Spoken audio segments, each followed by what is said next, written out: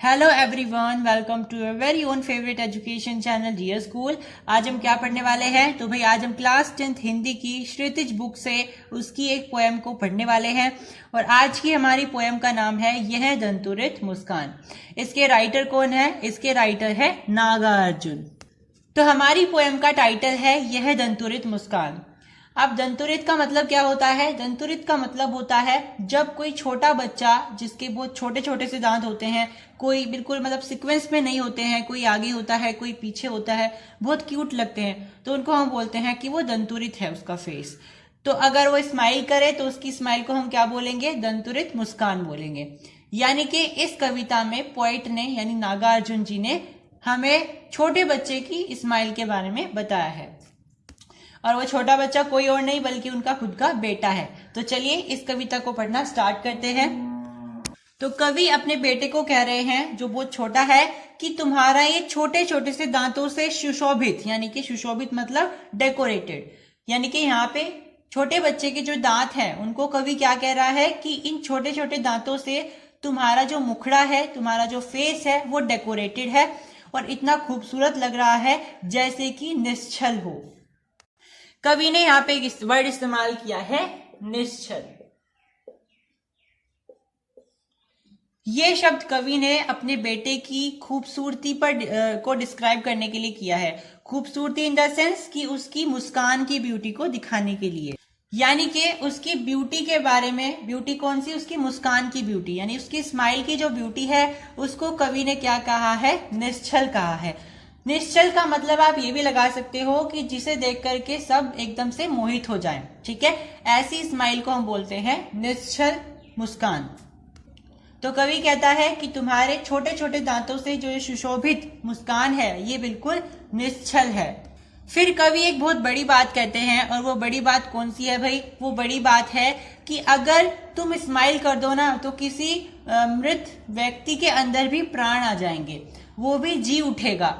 तो ये जो बात है ये थोड़ी सी अटपटी है क्योंकि असल में ऐसा होने वाला नहीं है, लेकिन अपनी कविता को थोड़ी सी जान देने के लिए कवि ने इन शब्दों का इस्तेमाल किया है।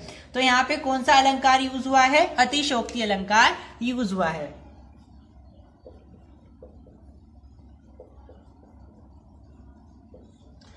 मैंने आपको पढ़ाया है कि अगर हम किसी बात को बहुत बड़ा चढ़ा करके वर्णन करते हैं तो वहां पे हम कौन सा अलंकार यूज करते हैं? वहां पे हम अतिशयोक्ति अलंकार यूज करते हैं। तो यहाँ पे कवि ने क्या कहा है कि मेरे बेटे की स्माइल तो इतनी खूबसूरत है कि अगर वो हंस जाए, स्माइल कर जाए तो किसी मृत के अंदर भी प्राण आ जाएंगे। अब छोटे छोटे बच्चे क्या करते हैं? मिट्टी से खेलते हैं, है ना? मिट्टी को हाथ में ले लेते हैं, अपने हाथ गंदे कर लेते हैं, अपनी लेग्स गंदी कर लेते हैं।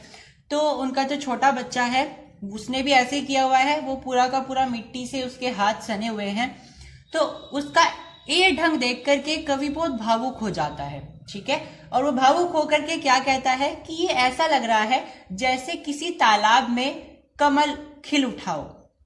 और क्योंकि ये तो हमारी झोपड़ी है तो ऐसा लग रहा है जैसे कमल तालाब को छोड़ करके हमारी झोपड़ी में खिल गया हो। ठीक है, तो कवि बहुत भावुक हो जाते हैं क्या देख करके? अपने बेटे का मिट्टी से सना हुआ शरीर देख करके। और फिर वो कह उठते हैं कि ऐसा लग रहा है जैसे कमल तालाब को छोड़ करके हमारी झोपड़ी में आकर खिल गया हो। अब यहाँ पे मैं आपको कंफर्म कर दूं कि आपकी जो पोयम है जो बुक में दी हुई है उसमें कहीं भी ये नहीं लिखा हुआ है कि ये जो कवि बात कर रहे हैं वो अपने बेटे के बारे में बात कर रहे हैं, लेकिन इंडिकेशंस कुछ ऐसे हैं कि हम समझ सकते हैं खुद से ही कि वो अपने शिशु यानी अपने बेटे के बारे में ही बात कर रहे हैं। अब जैसे ही वो छोटा बच्चा उस मतलब पोएट को छूता है, नागार्जुन जी को छूता है, तो कवि क्या कहते हैं? कवि ये कहते हैं कि तुम्हारा जो एक कोमल स्पर्श है, कोमल स्पर्श का मतलब क्या होता है? जैसे छोटे छोटे बच्चे करते हैं ना, बिल्कुल आराम से हाथ लगाते हैं कि हमें भी गोदी ले लीजिए, इस तरीके से, है ना? स्माइल जब वो करते हैं, ठीक है, तो इस तरीके से जब वो छूते हैं हमें, उसको बोलते हैं कोमल स्पर्श। तो कवि कहते हैं कि ये जो तुम्हारा कोमल स्पर्श है, अगर तुम ऐसे ही किसी पत्थर को भी छू लो तो पत्थर भी पिघल करके जल बन जाएगा। तो कवि ने यहाँ पे दो अतिशयोक्ति प्रयोग करी है। सबसे पहली अतिशयोक्ति कहाँ थी? सबसे पहली अतिशयोक्ति उन्होंने प्रयोग करी थी कि तुम्हारी मुस्कान को देख करके कोई मृत व्यक्ति भी जीवित हो उठेगा। और दूसरी अतिशयोक्ति उन्होंने इस्तेमाल करी है कि तुम्हारे टच करने से ही कोई पत्थर पिघल जाएगा। और पिघलेगा कैसे? तुम्हारे कोमल स्पर्श से, यानी कि तुम्हारे सॉफ्ट टच से।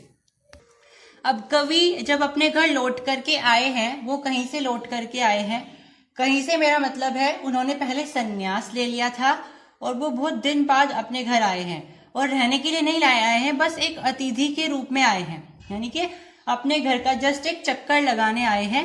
वो अपने घर में भी एक अतिथि की तरह आए हैं। ये क्वेश्चन कभी कभी पूछ लिया जाता है।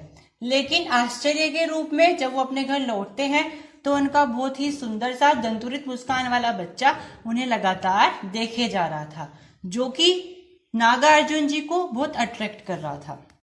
अब कवि कहते हैं कि मेरा जो हृदय है वो बिल्कुल पाषाण की तरह है, यानी कि मेरा दिल बहुत पत्थर की तरह है।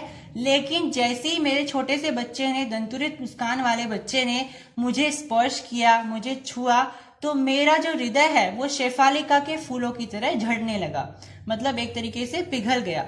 यहाँ पे शेफालिका के फूलों का मतलब इन शब्द का इस्तेमाल हुआ है।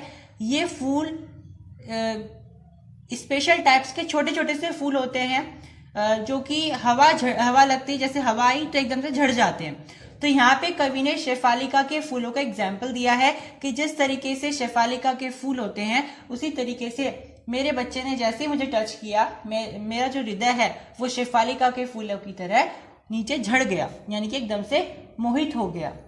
फिर कवि एक बहुत इंपॉर्टेंट वर्ड का इस्तेमाल करते हैं। वो कहते हैं कि जैसे मेरे बच्चे ने मुझे छुआ और मेरा हृदय शेफालिका के फूलों की तरह झड़ उठा, तब मेरे हृदय में क्या हुआ? वात्सल्य रस की धार बह निकली। आपको ध्यान रखना है कि कवि ने कौन से रस का इस्तेमाल किया है? वात्सल्य रस का।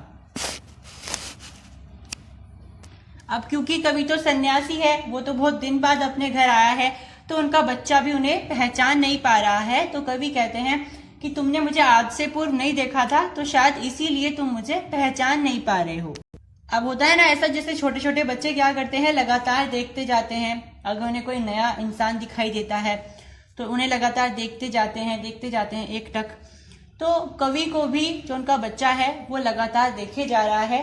तो कवि कहते हैं कि कहीं ये थक ना जाए, इसकी आंखें थक ना जाए, तो मुझे क्या करना पड़ेगा? मुझे थोड़ा साइड में होना पड़ेगा, मतलब अपनी आंखों को फेरना पड़ेगा, सो डैट कि ये लगातार मुझे ना देखे और इसकी आंखें ना थक जाएं।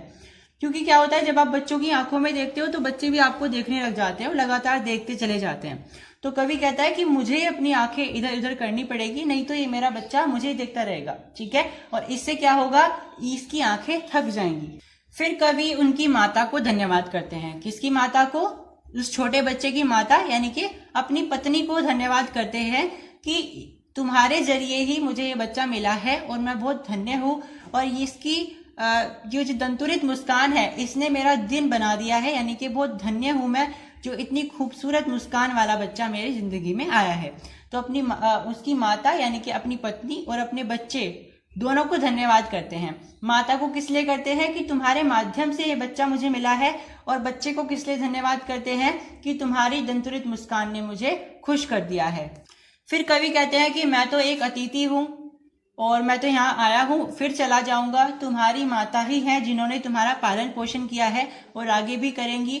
और जब वो ऐसा कह रहे थे तो उनका जो छोटा बच्चा है वो उनको कनखी नजर से देख रहा था।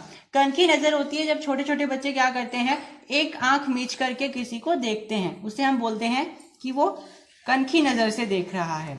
अब जैसे उसने ये पोज बनाया तो कवि कहते हैं कि अब तुम और भी ज्यादा खूबसूरत लग रहे हो और अब तुम कैसे लग रहे हो?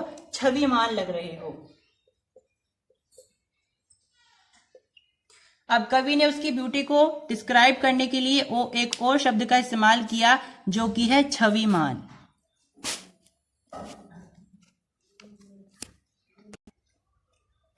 छविमान का मतलब होता है बहुत खूबसूरत, बहुत सुंदर। तो यहाँ पे हमारी कविता होती है फिनिश। बेसिकली ये जो कविता थी एक तरीके का डिस्क्रिप्शन था। किसका डिस्क्रिप्शन था? जब एक बच्चे के पिता जो कि सन्यासी हैं वो अपने घर वापस लौटते हैं एज अ गेस्ट, हम बोल सकते हैं अतिथि के रूप में वो अपने घर लौटते हैं। फिर वो क्या पाते हैं कि उनका एक छोटा सा बच्चा है जिसकी मुस्कान बहुत सुंदर है। उसकी मुस्कान कैसी है? दंतुरित मुस्कान है, जिसको देख करके वो मोहित हो जाते हैं और उसकी मुस्कान की तारीफ करते हुए बहुत सारे प्रसंगों का इस्तेमाल करते हैं। तो चलिए कविता में आए कुछ डिफिकल्ट वर्ड्स को डिस्कस कर लेते हैं। सबसे पहला शब्द है अनिमेष। अनिमेष का मतलब होता है जब आप बिना पलक झपकाए एक टक किसी को देखते जाते हैं तो उसको हम बोलते हैं कि वो अनिमेष कर रहा है, यानी हमें बिना पलक झपकाए एक टक देखे जा रहा है। दूसरा शब्द है मधुपर्क। मधुपर्क बेसिकली एक मिक्सचर होता है, मिश्रण होता है। किस किस चीज का मिश्रण होता है? ये दही, घी, शहद, जल और दूध का मिश्रण होता है। इसको आप पंचामृत भी बोलते हो।